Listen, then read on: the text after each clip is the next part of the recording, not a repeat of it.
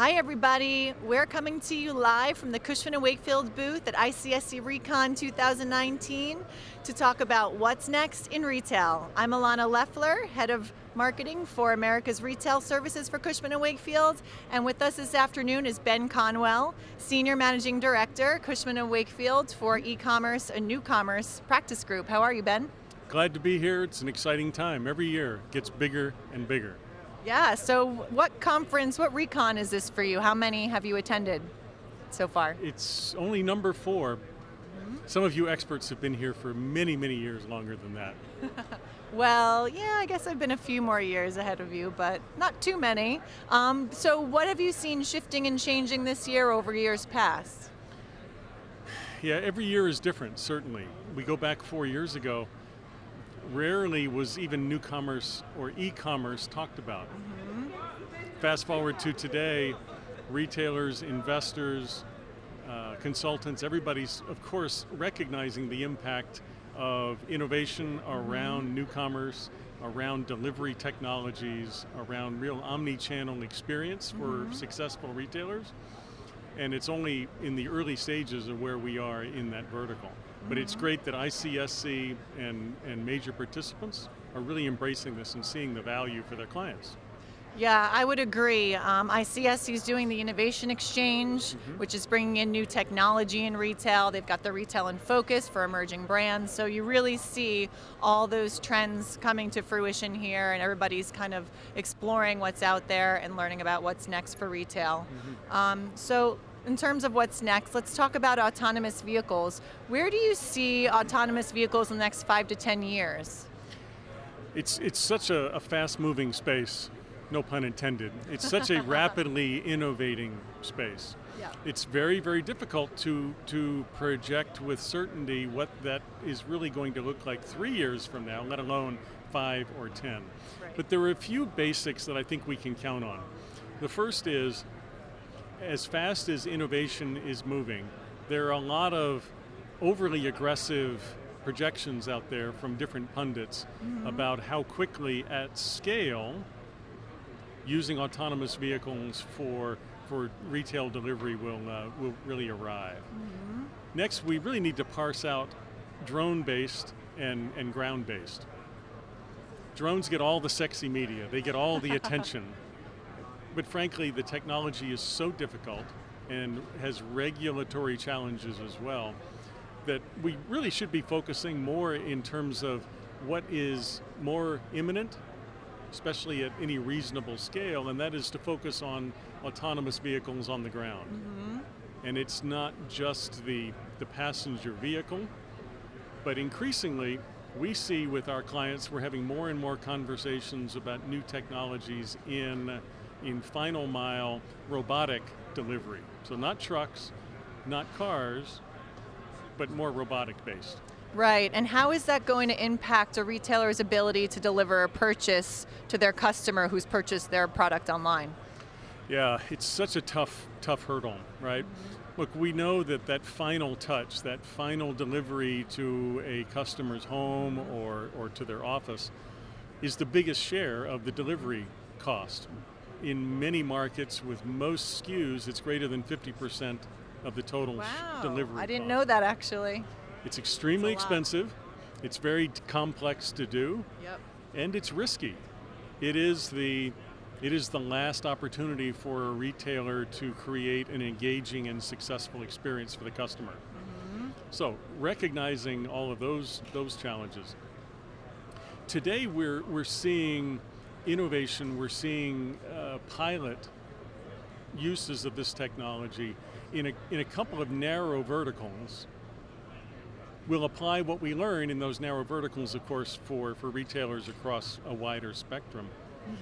But today where we see it most common is in the food space, food delivery, and there's a particular sub community, if you will, around pizza.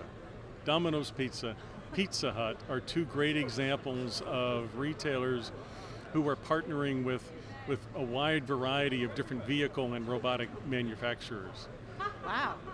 Because we all order pizza, we order it on a pretty regular basis, some of us more than others. The That would be me. Okay, you and college students, for instance. There you go. The uniformity of that item makes it a worthwhile test bed, if you will. So, what we're learning about that technology is going to be incorporated in the coming years for apparel, for home improvement, for a variety of different verticals. But right now, those two leaders, partnering with Ford, with Toyota, with FedEx, with Postmates, and the whole universe of pure play robotic players, that's where we see some really significant gains today. And so their real challenge is to deliver it as fast as they possibly can, while also delivering as cheapest or within a cost-effective approach, right? Speed, yes, no question. Sometimes we focus, with our clients, sometimes they focus too much on speed, and we work with them to understand speed and predictability go hand in hand. And if you make a promise that it'll be there in 60 minutes, sometimes too fast can be a miss as too slow would be a miss. But it's setting an expectation. Okay.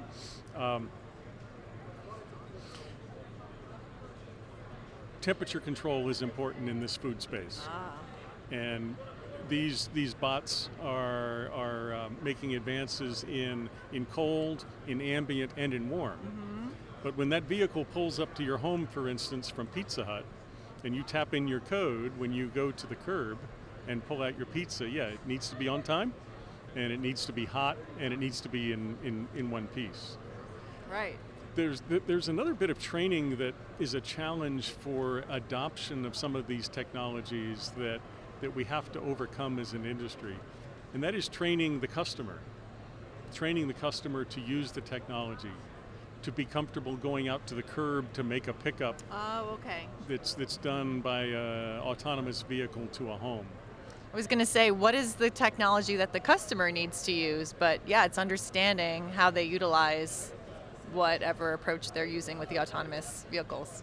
Right, and that can require some slightly different behaviors than a knock on the door and the pizza, a knock on the door and your Uber Eat delivery is right there in front of you. Well, everybody's so used to using these delivery apps now, so maybe it won't be so hard as we think. Maybe it might be, something they start to get used to as they continue to use those apps more and more. It's funny you mentioned that. Axios did a study not too long ago that found that over 65% of their sample population of customers across the country are not comfortable riding in an autonomous vehicle today, but they feel perfectly comfortable with their food order, or their order from a Home Depot, or their order from an apparel store coming in an autonomous vehicle. So again, it's setting a boundary that we might not be comfortable with ourselves, but the risk of having a failed delivery for your teriyaki is a different proposition.